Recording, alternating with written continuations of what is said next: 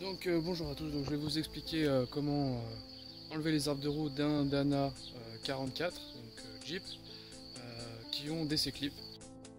Donc voilà, donc pour commencer, vous enlevez la roue, donc vous allez arriver à ceci.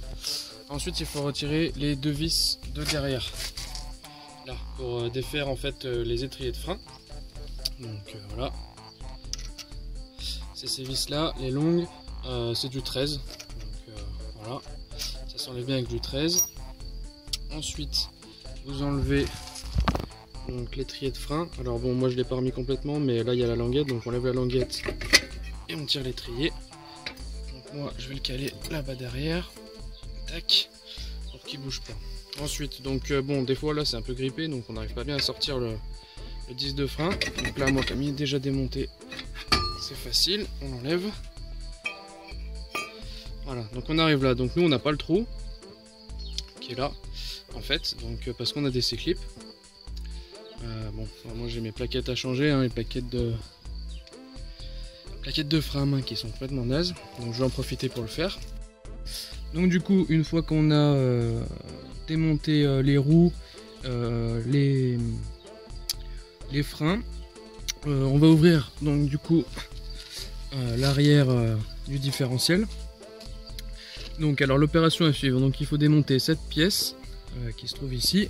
Voilà, donc ça c'est du 19, c'est quand même relativement dur à desserrer. Donc il faut une grande clé et puis il faut prévoir un peu d'espace. Et moi je l'ai mis sur un parpaing, c'est un peu limite. Donc voilà, donc une fois qu'on a défait ça, donc on l'enlève. Et on arrive à ça. Alors ça pas tout à fait, puisque normalement les arbres sont comme ça. Ça c'est rentré, donc là moi je le rentre pas complètement parce que j'ai pas fini de faire ce que j'ai à faire.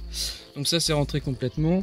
Et il y a cette petite vis, voilà, qui vient se mettre ici là. Tac. Donc en fait on a démonté ça. C'était pour avoir accès à cette vis. Donc celle-là par contre il faut une douille. Il faut une douille de pain américain. Donc voilà, moi j'ai ça dans mon coffret, je vais vous dire, c'est du 1/4. Donc moi j'ai pris du 6 pans. Voilà, faut faire attention parce que la vis à la base c'est pas une vis 6 pans. Donc il faut vraiment faire attention qu'elle soit bien calée et pas desserrer trop fort, quoi, pas trop forcer dessus. Sinon il faut acheter la bonne douille que je n'ai pas et dont je ne sais pas la taille. Voilà, donc une fois que ça c'est fait, donc il faut pousser sur les axes à l'extérieur. Hop. On repasse là. On pousse sur l'axe. Tac. Comme ça il peut passer.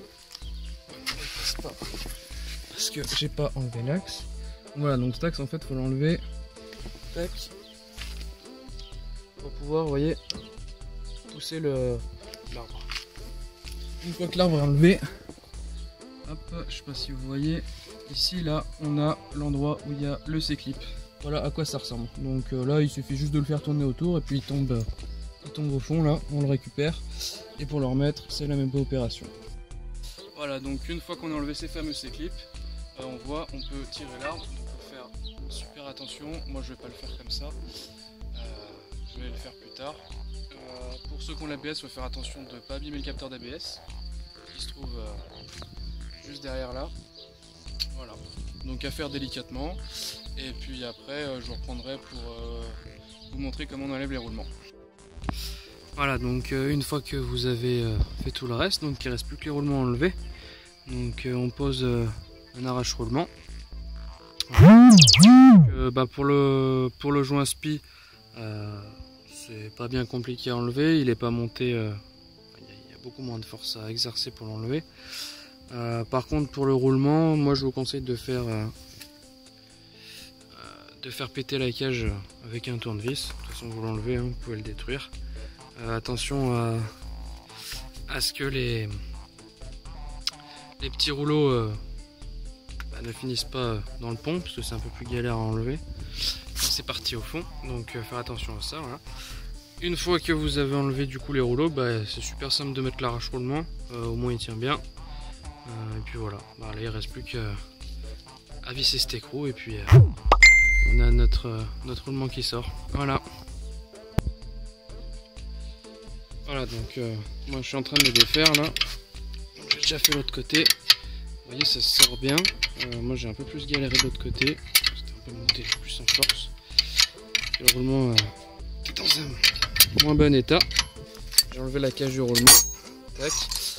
Bien faire attention parce qu'en fait, vous voyez, le joint SPI, il a une portée qui est un peu plus large. Donc en fait, quand on amène le roulement, ça lâche d'un coup. Voilà. Et du coup, faire attention au capteur ABS qui se trouve ici. De ne pas l'abîmer.